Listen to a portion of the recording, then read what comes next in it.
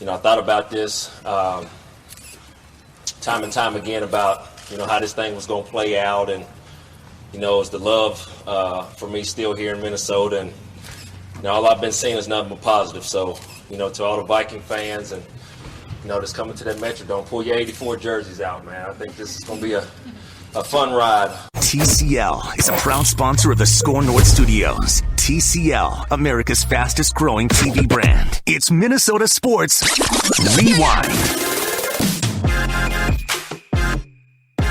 Welcome to another episode of Minnesota Sports Rewind, where we do deep dives into prominent Minnesota sports events, games, trades, moments, you name it. My name is Phil Mackey, and this episode is all about the 2010 Minnesota Vikings, the return of Randy Moss, and all of the things that came afterward. One of the craziest cluster bleep seasons in Minnesota sports history, not just Viking season, but Minnesota sports history. And our crew for this episode is Judd Zulgad, my co-host on Mackey and Judd with Rami, who covered the Vikings that season for the Star Tribune. And that was such a load that you decided to leave the beat writing business altogether and join us on the radio side of the fence. It's not exactly inaccurate, by the way. That was when the roof came down, which we'll talk about. That was the day I got that the wife came to pick me up downtown, and I said, it's now too much. I've seen too much. I've done too much. And NFL Network's Tom Pelissero also joining us on this episode, who at the time covered the Vikings for 1500ESPN.com. And I believe, Tom, I don't remember when in 2010, but I remember Judd and I at a bar. I think it might have been on our trip to New York when we were covering the Twins-Yankees, and then you stayed for Jets-Vikings. Randy Moss, was it his debut with the Vikings? That was his debut with the Vikings. There was a lot going on. Yeah. And that was only the fourth game of the year. And I remember Judd leaned over at the bar and he's like, if you guys got any openings over there, I'm I'm ready to be done with this. I remember being at a different bar with Judd after that season. It had to have been March, April, May, somewhere in there. And we were over at Britt's on the rooftop when you were thinking of making the move over. Oh, yeah. That was the year that basically did me in. There was no question about it. In fact, the only time in my life, and by the way, regional books do not sell. I'll say that. Pelissero and I actually talked long and hard about, should we do a book on this season called And Then the Roof Collapsed? Yeah. And it was the only time in my life, honest to God, that I've ever thought a book might be a good idea. Is that the new working title of this episode, by the way? Can we steal that? And hopefully then the not. Collapsed? We've had a few water issues down here, so I But that was the only time that I've ever talked to anybody about doing a book, and we actually did talk about it. And I did actually pitch it to someone and was told too episodic. So, how many chapters? This is a good segue, because how many chapters would that book have somewhere I have it. I have the entire plan for the book. I have the pitch and everything. I don't remember how many chapters we had planned. Well, it would, if you were to do it, it would start the previous, in 2010 in January, in the Superdome. I mean, it would start there at the end of what became the 2009, a great year that turned into an epic game. But in all seriousness, it was the perfect book, I thought, because you went from 2010 and a locker room full of people who basically knew that they had spent every last bit of sweat that they had. And Brett Favre, I mean, great story, right? And then we show up in Mankato, all hell breaks loose. It was, if you were ever going to do a sports book, that was it. Yeah, as long as you don't like happy endings. Happy endings are boring. Judd's never been. We'll take that out of context later. You can replay that on Mackey and Judd with Rami ad nauseum. Happy endings are boring, said Judd. So to set the seed for the 2010 Vikings, I want to set the scene and then go through. I don't know if I nailed everything here, but I have a summary of events, everything from sort of the end of the 2009 championship game that Judd talks about. But the Vikings were coming off a 4-year crescendo that culminated in a trip to the aforementioned NFC title game. Favre was physically decimated in that game. He underwent arthroscopic ankle surgery. We all saw the photos that came out of his battered and bruised legs and ankle. And so the Vikings essentially spent the entire offseason trying to figure out, is this championship window still open? Is Brett Favre coming back? Is it time to transition into a rebuild? Who would the starting quarterback be? And I found a snippet from Judd's Star Tribune article after Favre's arrival. So they convinced him to come back, and we're going to get into all this stuff. But And this is what you wrote, Judd, all right? Favre, who wavered on his decision on seemingly a daily basis and even told the Vikings he was going to stay retired on August 2nd, will turn 41 years old in October.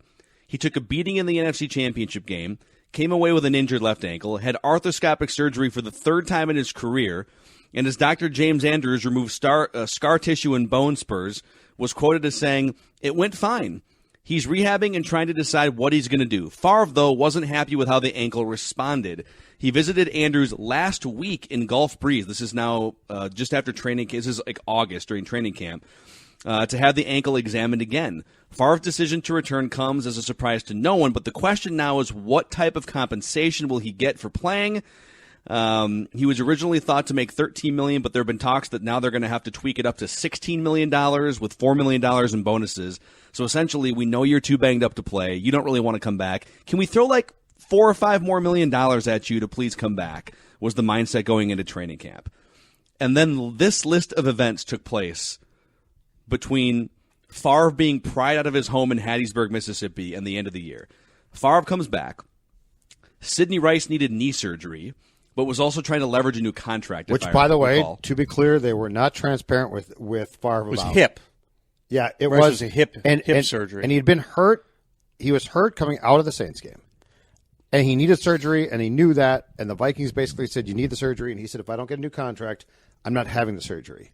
But meanwhile, nobody is transparent with Favre about Rice's status. And keep in mind, 2009, Favre made Sidney Rice. But when Favre made you, he was like an artist. So now this was his painting, and the painting was going to be taken away, unbeknownst to the guy being pried out of retirement. Percy Harvin also had migraine issues or other issues. And I think his grandma died. His grandma died. Camp. It was supposedly grandma, and allegedly, I'll say it to be nice. Grandma died when he was in Mankato. He disappeared. He left. Brad was basically calling him on a daily basis, when are you coming back? He never came back to Mankato, right, Tommy? Correct. And then he came, and then eventually resurfaced at Winter Park. And a day or two later was taken off the practice field in an ambulance. Yeah. Yeah, he collapsed. He actually he came out for practice. He wasn't practicing. He came out to watch practice, doubled over, vomited, collapsed in his vomit, and was on the field. Nobody was called for a long time. The trainers attended to him. I was told way after the fact his heart actually stopped for a second, and that's when they called the ambulance and took him away. I'm not kidding. And this was before the season, right? This is the Mankato portion of them still in what I guess would be considered training camp mode. So when we get to the season, yes, back in Eden Prairie by the time Percy collapsed. Correct. Yes. Yeah. So this is all stuff. This is before the season even starts. That you could see things brewing, and there were other things before the season, but those are the high notes. Yes. Well, what else? Tell us. What do you remember besides that? I mean, there was the Toby Gerhart holdout. We had a Toby Gerhart holdout. Toby Gerhart held out. Second-round pick. Yeah. Now, remember, they had 2 second-round picks there. They had Chris Cook and they had Toby Gerhart. Yep. Chris was there on time. Toby, I don't even remember exactly what the issue was. It was something, that was pre the current collective bargaining agreements. You could negotiate a little more with rookie contracts. He held out for a couple of days.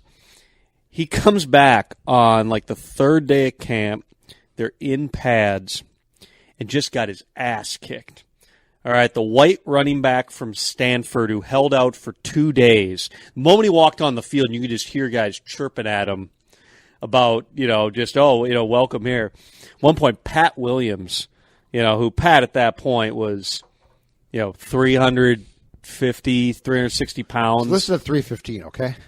Of which, he was 315 from the waist up. He had these little tiny dancer legs. He's a great legs. He was clearly an athlete from the waist down, and then he just was massive on the top. At one point, he just flattens Toby Gerhart, right, in a practice. Like, everybody was knocking him around, but Pat just roasted him at one point. And how are we feeling on swearing on these podcasts? Are we okay on it? Are we trying to avoid that? This will eventually be on the radio. So don't get us fined by the FCC. Don't do what I can't do a Pat Williams impression then because it was like every third word was this guy coming in. Yeah, he It used was just four-letter like words over as and over. transition We were words. interviewing him after, but basically he was just talking smack about his teammate, and just like basically you don't walk in here 2 days late and just come out here like this is what's gonna happen to you. So there's all that going on. You had Sydney, running sprints. Didn't Ray take him out too? I mean, Ray didn't need an excuse to take Because people Ray out. was going to take you out no matter what. I thought Ray took him out too. Ray Edwards. Did you go to the boxing match? Oh yeah, we went. I went. It was during the I took you. lockout. We went together. Yeah. Thanks for remembering Grand that. Casino Hinckley? Was that where it was? We went up to Duluth. That off. No, I think it was Hinckley. Oh, No way we went all the way to Duluth. That had or to be towards Hinckley. Duluth. It was like Grand Casino Hinckley. It was Hinckley, yeah. It was During Hinckley. this was the following Yes, year. we went but together. Ray had decided during the lockout he was going to become a boxer. And Ray, like if you saw him, like I mean, he was a big dude, like just built. I don't know what he was listed at, but he had to have been, 6'5" and 260, like no body fat, or 290 probably, like big guy, defensive end. And so I believe it was his first fight, maybe his second. I think it was his first fight. They brought in a tomato can for him. And they so. brought in like a guy who's built like you, Phil. It was like a 5'7" pudgy white guy, But ruggedly handsome and charming. No, he was way fatter than you. I Let's can't be remember. fair to Phil. He was I way don't remember fatter if it was than you Phil. or Seifert or somebody described it as like a Three Stooges routine. Basically, Ray could like put his hand on the guy's head while the guy's swinging at him and can't actually get at him. Like that was the guy, and then may or may not have taken a dive. Which later there's a famous video of Ray in another fight where the guy literally takes a dive, like swing and a miss, and the guy's just like, oh, it just goes down. It was just a clown show. But they had this group of personalities on that team that you got where they thought we've got a chance if we can get Favre back, because you had, obviously you had Sidney, who was coming off a good year.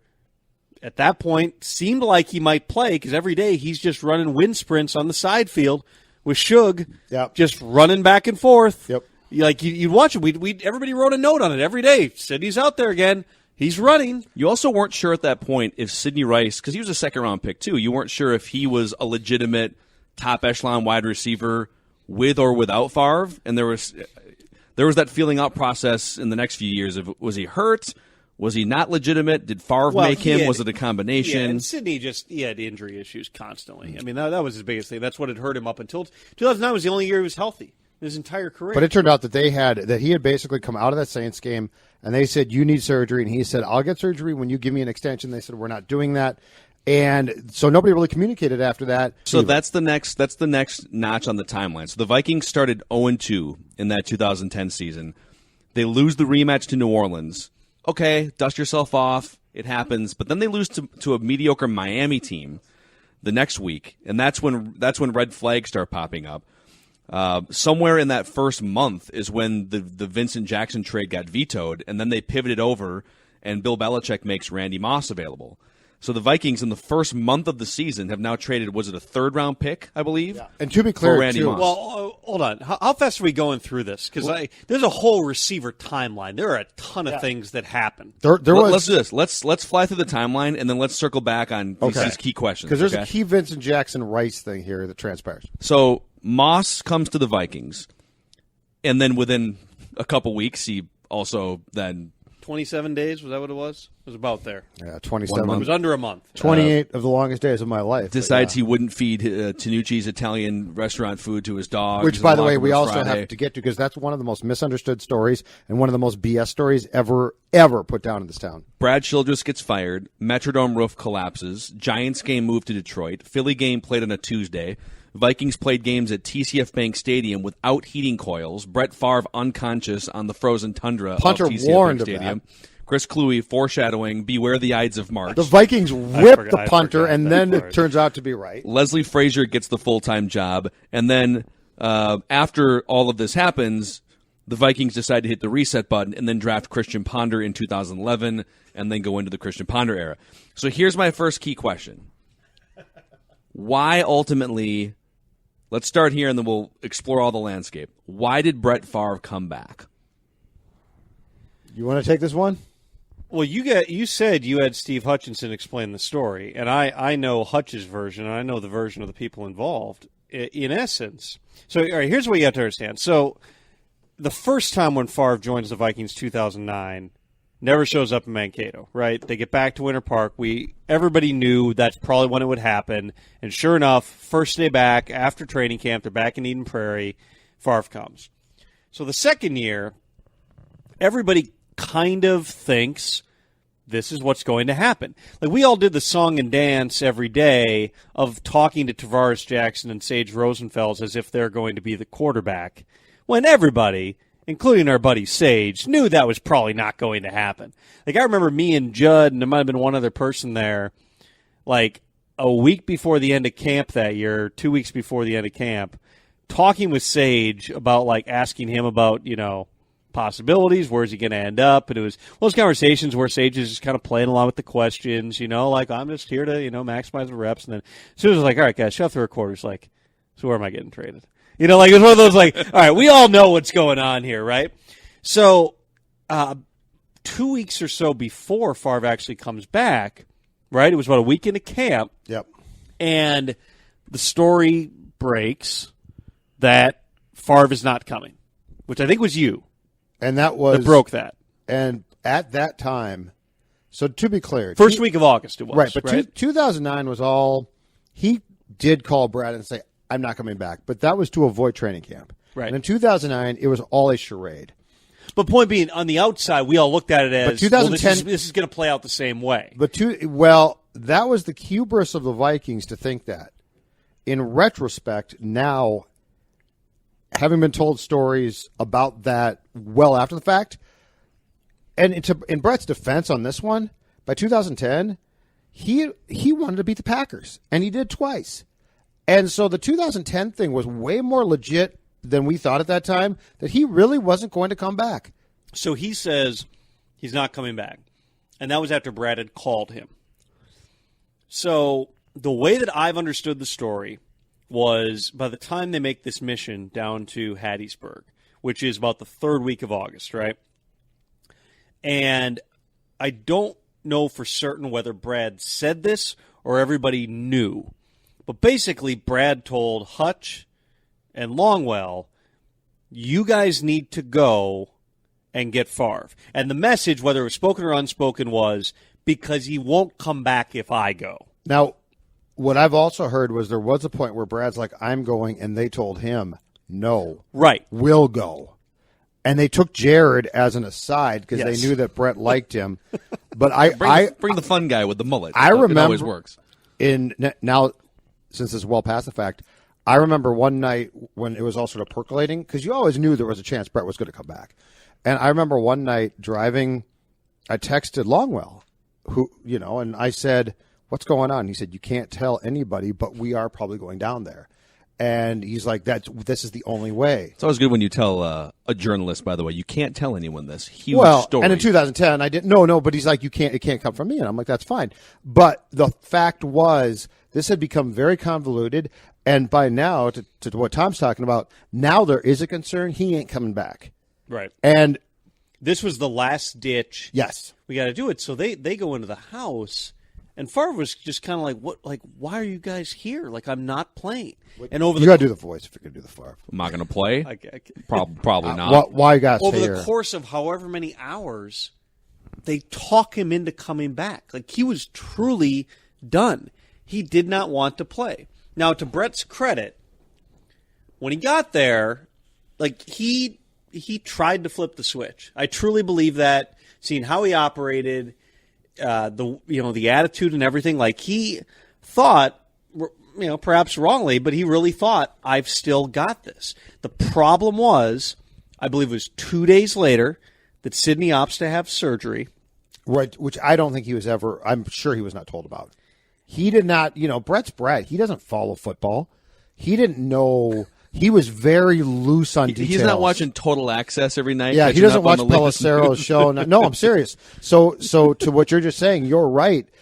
So he gets there, and he's like, okay, we can still do this. Where's 18? And 18's not there. So then, and now this goes to the wide receiver timeline if we want to zip through this quickly. Hold on. Let's get to the wide receiver timeline in a second. I'm really excited about this. After we hear I've sat on this for weeks. Steve Hutchinson's version of this story. You were on the plane ride going down there to pull him back in 2010, right? I was. Yeah. What was that? The stealth covert mission. You were doing specialty work in the practice shed, according to your special teams coordinator Brian Murphy at the time, Hutch. Yeah, I mean, that's the one thing. I never did go back, and I mean, were there cameras there for that, or was it just kind of just audio on those post practice press conferences? I think there were cameras for that, if I'm not mistaken. I got to look back and see them at some point, because it was just like, apparently Childress didn't prep them at all. Correct. On like what to say, so they were just literally grasping at straw. I mean, it was like, yeah, we were. Yes. We were repaving 169 or something. I mean, it was like, they could have come up with something better than that. But it's funny. Like we went down there and spent the night, and it was some big covert deal. Childress kind of called me in his office after practice and said, "Hey, what do you think you and I fly down and go get Brett?" And I said, "I got a better idea. How about you stay here and send like Jared, because Jared makes him laugh, and Ryan Longwell, because he loves Ryan. They've had such a past together, and then I'll go too, and we'll three of us." You go, okay. So we go down there, and the pilot had a flight plan going into New Orleans that we were going to change mid-flight so that anybody following Ziggy's tail number wouldn't see it flew to Hattiesburg. And it was this big thing, and it worked. We got down there, and when it started, I guess about the time you guys were figuring out we weren't at practice, that's kind of when we were in the car ride back to the plane to get into the plane to fly back to Minneapolis. And by the time, obviously, there was the helicopter and the whole the charade there. But it was pretty fun. It was funny. We were laughing the whole time. Like it was. Well, we got him back. Yeah, you did. But I bet we basically kidnapped him. You put a ski mask over his head. And Steve, I didn't buy this at the time, but I have since been told that he really, really had reservations and/or didn't want to come back. Is that correct? Oh yeah, for 2010. Yeah, he was. I think he knew at that point. I think he was. He would have been fine saying no, I'm done, and then. And for whatever reason, he maybe he just knew or whatever, but we were, at that point too, Jared and Ryan and I were like, because we get there and we kind of, now of course his whole family knew we were coming. He was the only one who didn't know, so we get there at like, it was like 9:30, 10 o'clock at night by the time we get to his house, and it was like this big surprise thing. And I'm not kidding when I say. He was like, "Oh, it's so great to see you guys." 15 minutes later, where's Brett? He went to bed. Seriously, we're sitting on the couch, and Deanna's like, "I think he went to bed." And we're like, "Oh, this is going to be tough." Like, we thought we were going to walk in, and he was going to be like, "Oh, yeah, let's go, win one for the Gipper." And no. So the next day, it was like we were talking, and we were like, we started thinking, well, if he doesn't come back, people are going to start finding out we were down here regardless. And then what does it look like? For the organization and the confidence we have in the other quarterback. It was just going to be a media circus that way. So I don't know. Yeah, like you said, it was. That's true. He did not want to come back at first, and then finally, and then when he did, he was typical Brett fashion, just like all right, let's go. Yeah. Like you just talked the kid into throwing rocks off a bridge or something. Nobody could have predicted anything that happened that season too. Like, think about all of the things from Randy Moss, coach fired, dome collapses, TCF Bank Stadium. Sunday night game on Tuesday in Philly. Yeah. A home game that was supposed to be a Sunday game turned into Monday night, a home game in Detroit against the Giants. You couldn't. I don't know if there was a circus season. Every team has their little secrets and what's done behind closed doors. But I don't know if you're going to find it more of a circus than that year for us. Hey, Hutch, it's a forgotten part, but that was the same year, and ordinarily this would have been a huge story.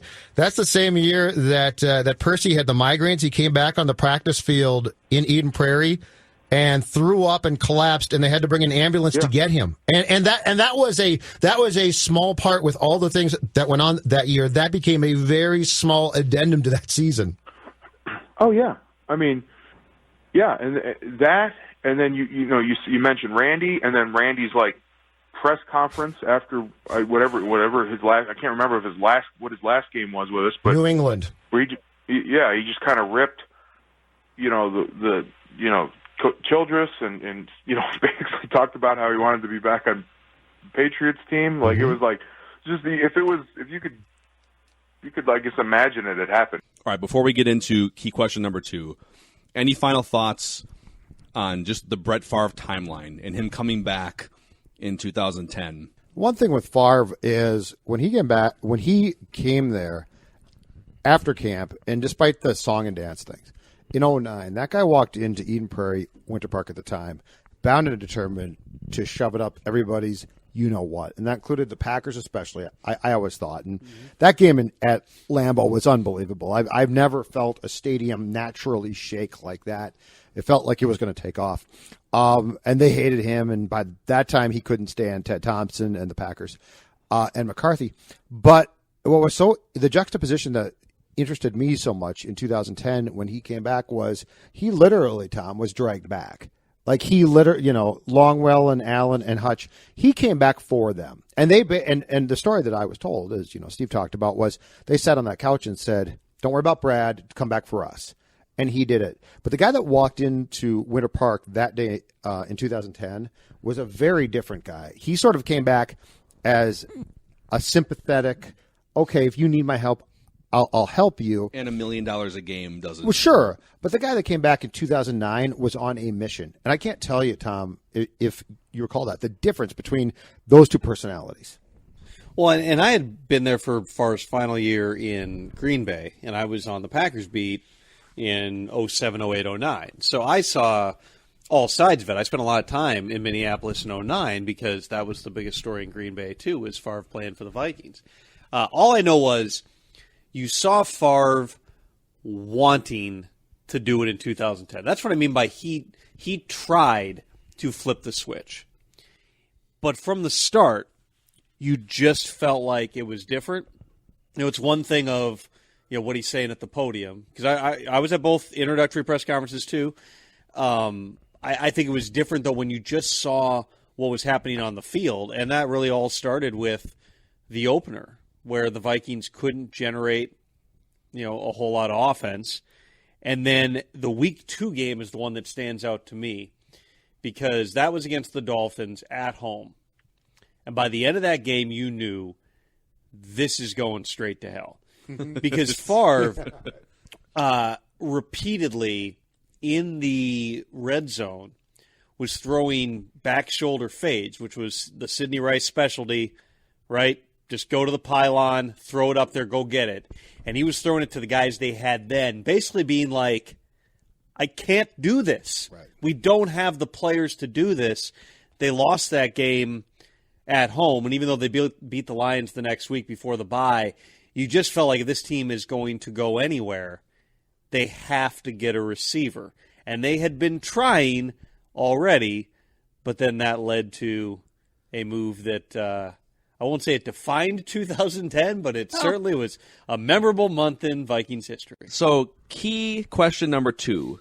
When Randy Moss came back, what did you guys think in that moment? What did you guys think was going to happen? Revenge tour? If you had to put all your, in that moment, if you had to put all your chips on either revenge tour and Vikings bounce back or complete total disaster, which is what happened. Yep. I would have put my chips on revenge tour, not thinking deep enough about, well, if Bill Belichick in the middle of a season is cutting bait on someone, I would have thought Brett Favre, Randy Moss, they're going to get this thing together and we're going to see something magical and historic. So we did see something historic, I guess. I know you guys are going to be shocked by this, but when the news broke that was coming down, I think it was a off day. I think it was a Tuesday, and I was out at a bar, and somebody tells me they're going to get Moss. I'm like, what? It happened on a day where the Twins were hosting the Yankees in a playoff game, I believe, at Target Field. Anyway, so the news comes down. They get Moss from the Patriots, which of course fans are ecstatic about because they love Randy Moss, and he's coming back.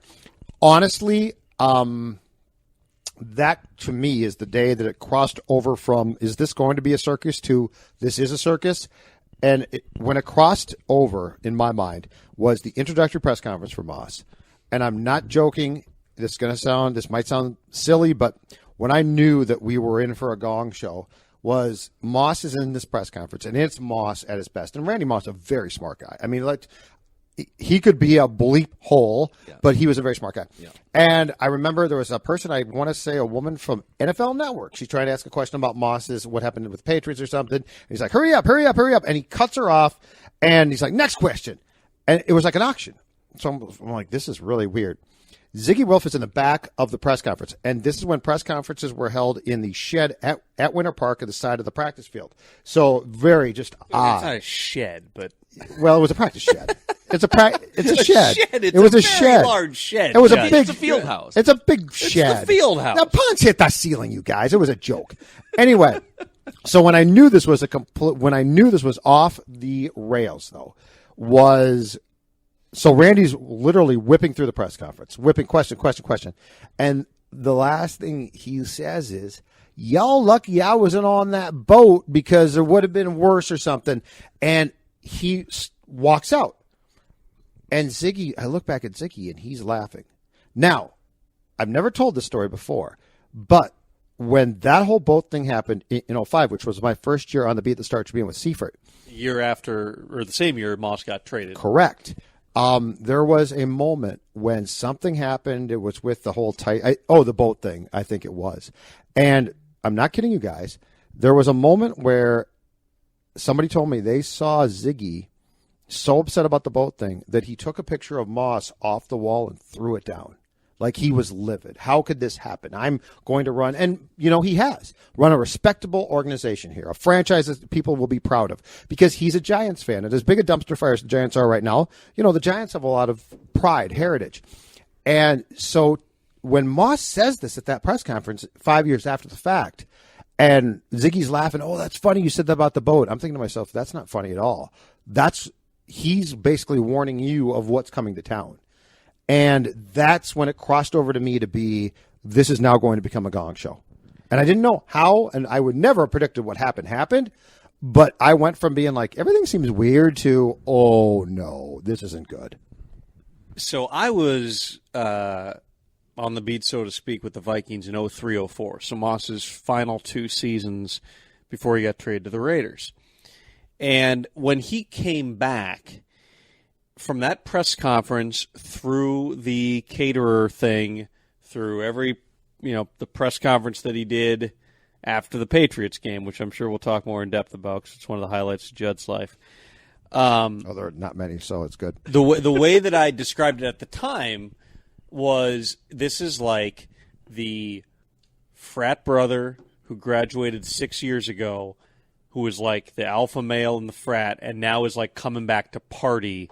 And it's just like over the top. Because Moss in 03-04, he ran that locker room. He had other guys, like Kelly Campbell was kind of his right-hand man. But, like, it was Moss. He was loud. He was a big personality. Everybody answered to him. And that's the dynamic that they were trying to change when they traded him to the Raiders. They thought that just the leadership needed to change because he was the one, that was – everybody looked to for leadership, and Moss is so much smarter than everybody else. He's such a better player than everyone else. People couldn't get away with the stuff that Moss got away with because they're not as good as him or as smart as him.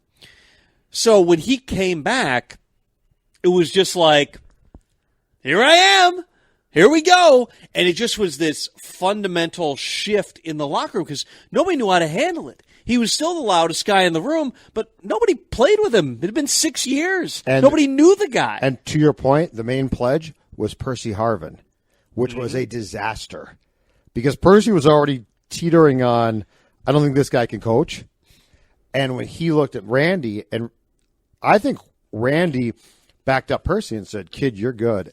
Brad can't coach. And all hell broke loose then. With all the stuff that was because of that. All the stuff that was already going on with Percy that season. And he was on the team. Moss was on the team. And again, I might be wrong on the number. I believe it was 27 days. Moss was living in a hotel in Edina during those 27 days because he obviously didn't have a house there or anything. When he got cut, there was one guy there helping him move out, and it was Percy Harvin. Yeah. They instantly forged that connection. And I always thought that Percy was an interesting, engaging guy. I infamously gave him the Corey Stringer Good Guy Award. Was the presenting person for that once. Yeah, congratulations. Nice work. But that was, there were some dark moments there for Percy. And then it was after Moss got cut, of course, that there was an altercation that Judd and I have discussed before involving Percy and Brad. Yeah. That was on the way to, was that the Friday before the Cardinals game, I believe? Yes. So a couple weeks after, the week after Moss got cut. Days after Moss got cut. Yeah, and Judd knows the story better than I do. And things have been, so to backtrack just a little bit to training camp, when Percy's grandma, quote-unquote, died, I think she died, I have no idea, Brad started to call him on a daily basis. And and the reason why he didn't come back was he flipped out. Because Brad, and so he claimed migraines, which might have been true, I don't know. But Childress supposedly started to call him every day. Are you coming back today? Are you coming back today? And he went nuts. And then, so they get Randy and Percy, I'm not sure what you thought of Percy, Tom. He always struck me as a pretty savvy football player. He might have been a very dumb guy. I have no idea if he could pass the test. When you got him talking football, though, like he knew the game. Randy is one of the smartest football players. As weird as Randy is, one of the smartest football players ever. Okay, so now we're 3 games into the Moss era. They just lost to the Packers, which is everything to Favre, where he had played his ass off. He comes back, and I just had to Google this to make sure I'm remembering the timeline correctly. Favre shows up at his press conference the following Wednesday in a walking boot, like up to his knee. Yes. He's like hobbling to the podium. You're going, there's no way this guy's going to play. Like, this is it. They got the Patriots that week. It's the big game for Moss. The streak's still Moss not is done. not talking to the media. He gets fined that week because Judd turned him into the NFL. So by Friday, he's out of the boot and claiming he might play. I'm not going to play, maybe. Oh, it gets better. It keeps going. Seriously, there's things I didn't remember that I'm remembering now. So he starts the game against the Patriots. And then sometime, I don't remember exactly when it was, he takes a hit up under his chin area. He's bleeding profusely. The press box in Foxborough is in one of the end zones. And he's getting taken out on a cart, flat on his back, with a towel being held to his chin and being driven to the locker room. This is the most durable quarterback in NFL history. He still had missed a start at that point. The start streak was alive, 270-odd games, whatever it was. And we're watching him, just getting, beat up. It's just the heavyweight boxer at the end. It's just this is not okay now. Do you remember it turned out, and as I recall, he was legitimately afraid of blood. So he's bleeding, and he's like, oh, my God, I'm bleeding. He must not have bled much during his life because he was legitimately said, I was afraid of blood. And so he freaked out because he was bleeding. We're like a hockey player. If that had been a hockey puck, they would have been like, stitch me up, I'll go back out. Yeah, so like my teeth. He freaked out. So that day, the Patriots game plan, which they've used on other receivers, but basically they had a corner on Moss, and then they played a safety over the top of him the whole game. Just basically they wanted to turn Randy into a ticking time bomb so he would explode and just ruin everything. Just double team him, let anyone else beat you, not Moss. He wanted to make him explode. Yeah. He wanted to cause a problem that would just ruin everything on the Vikings sideline. Moss had 1 catch for 8 yards in that game. He goes to the podium in Foxborough. Oh, wait. No. Randy and, I kid you not, Fahutahi are the first 2 into the locker room off the field. And Randy looks at Ziggy and all of these people, Ziggy's friends, right? So these are his buddies. And Randy says, y'all better get yourself a new bleeping coach because this one can't bleep and coach at all. And that gets back to Brad. And that's the first thing. And the Wilfs, of course, Ziggy, I don't know how impressionable he is now, but in 2010 he was very impressionable. And this is, oh my God, I can't believe I just heard that. And more importantly, somebody immediately tells Brad that, And now we get to the locker room. So Moss goes to the locker room, or to his locker in Foxborough, which is like, if I remember correctly, because I was standing right there. It was me, Chip, there were a couple other people, and it's like he's in toward a corner of like the relatively cramped locker space at Gillette Stadium, and he's like getting changed, and he says like, something along the lines of like, y'all, wanted to stand there and watch a bunch of grown men get dressed. It's like, okay, whatever. And then Tom West, longtime Vikings PR guy, is standing there too, and he was kind of Randy's guy. And Randy goes, Tom, I'm going to the podium. And West is one of the great poker faces of all time, but you could just see like his eyes just go kind of, huh? Yeah. Look, I got fined $25,000 for not talking to you all, and me personally, I really don't care. But at the same time, I do ask questions. Answer questions throughout the week. Before the league to fine me $25,000, I'm not going to answer any more questions for the rest of this year.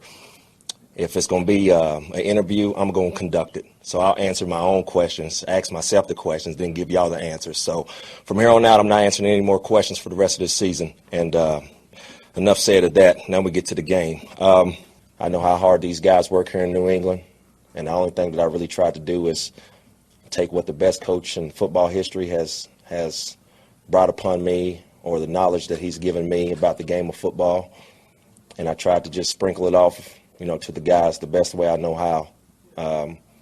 So, I'm going to go ahead and end this interview. I have my family to see. Definitely down that we lost this game, because I didn't really expect for us to lose this game, knowing that, we had a few things that we had to clean up. But like I said, they played a good game. I wish we could have had that 3 at the end of the half.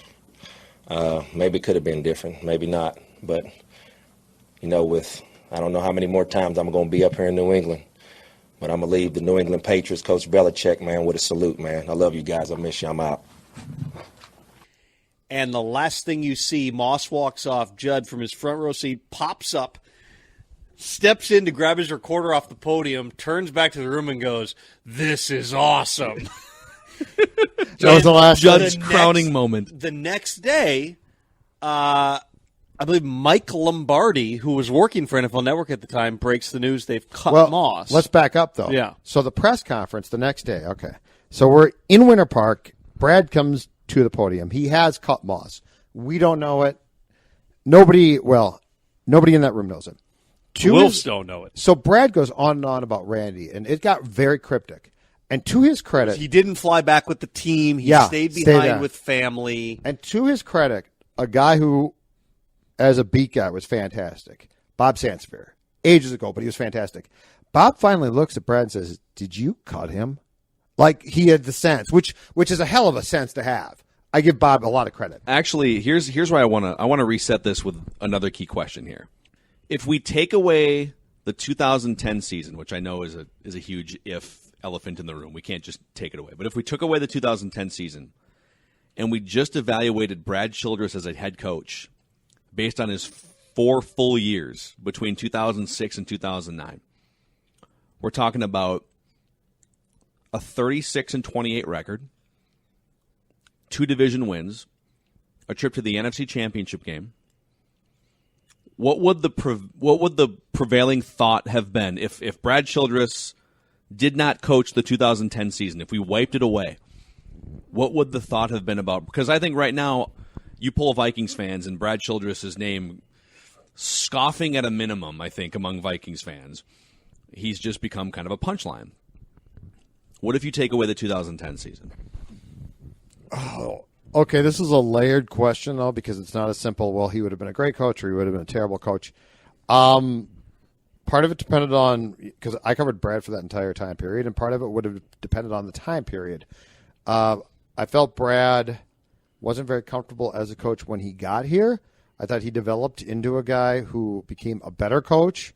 But I guess, Phil, where I sort of get stuck on that question, too, is the most important game of Brad's career, which was the 2009 conference title game, because the conference title game became such a mess because in some ways you outplayed the Saints so badly. In almost every way. Well, statistically, turnovers. I've always said that for me, in my time covering sports, if you take that game book and don't show me the final score and just plop the game book in front of me, I'd be like, oh, the Vikings won by 15 points. Yeah.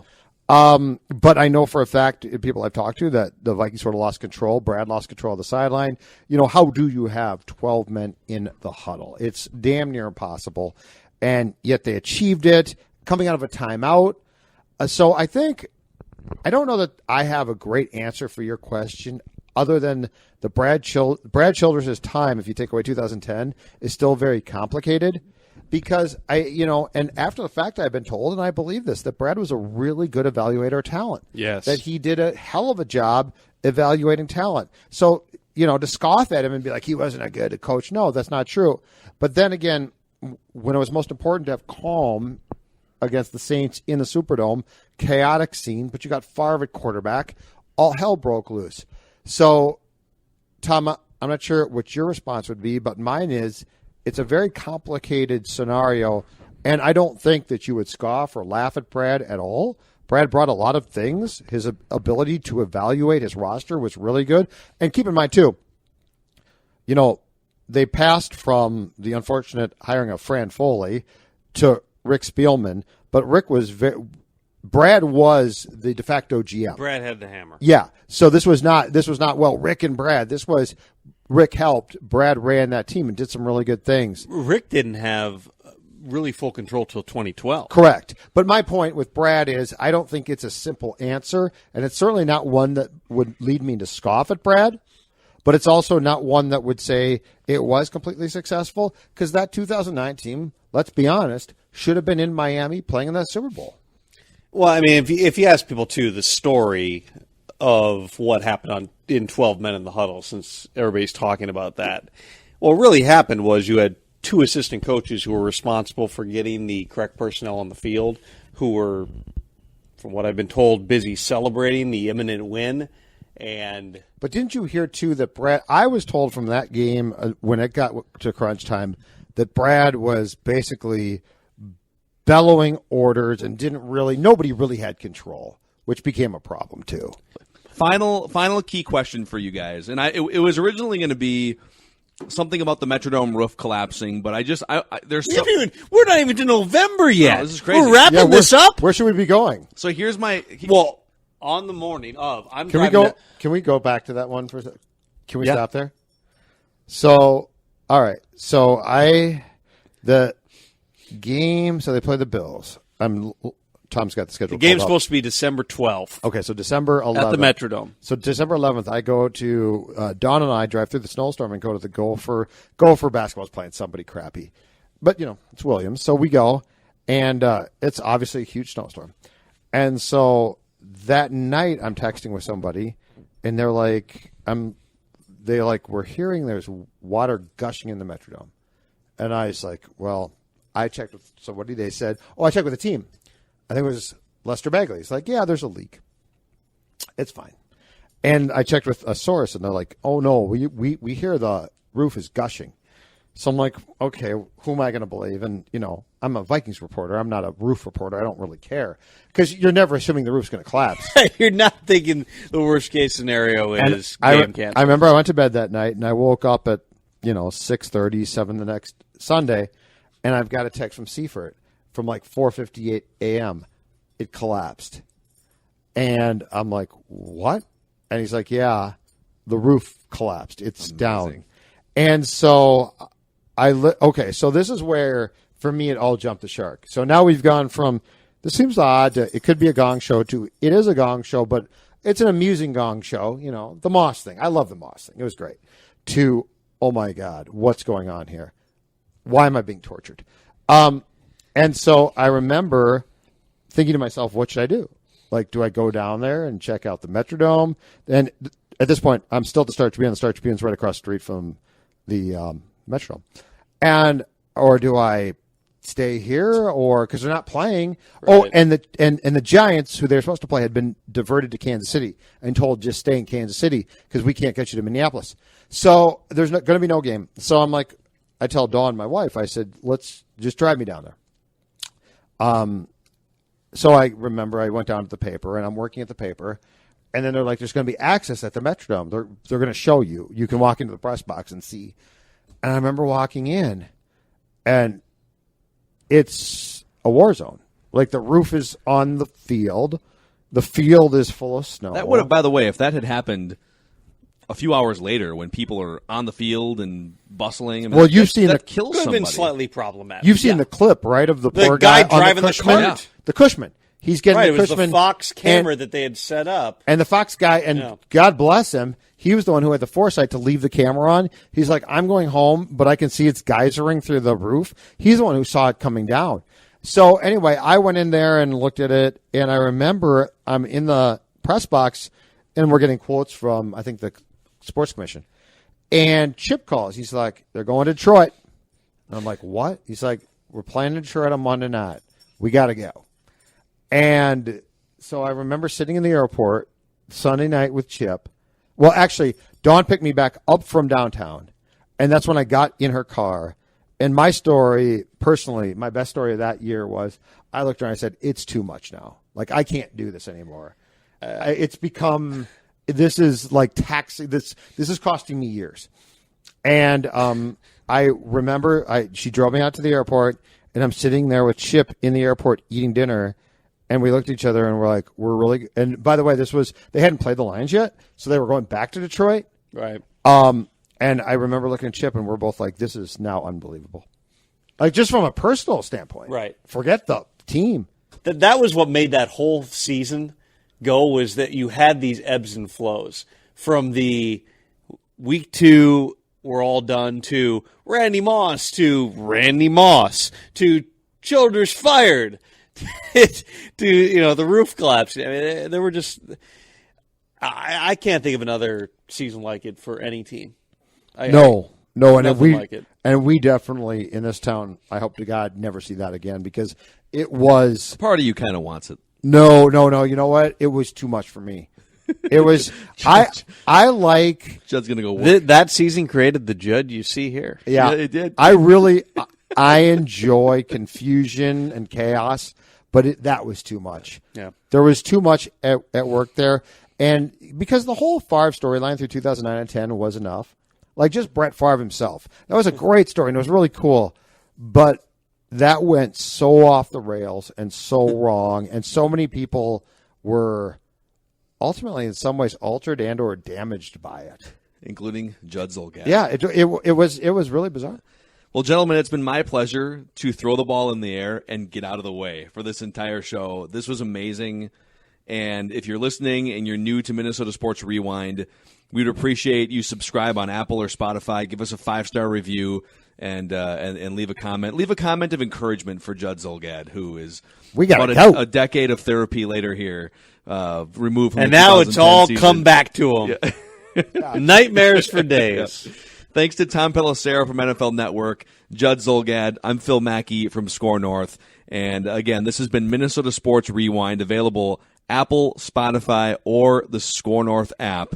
And we hope that you've either enjoyed or are now terrified for the rest of your life after listening to us blab about the 2010 disaster Vikings season.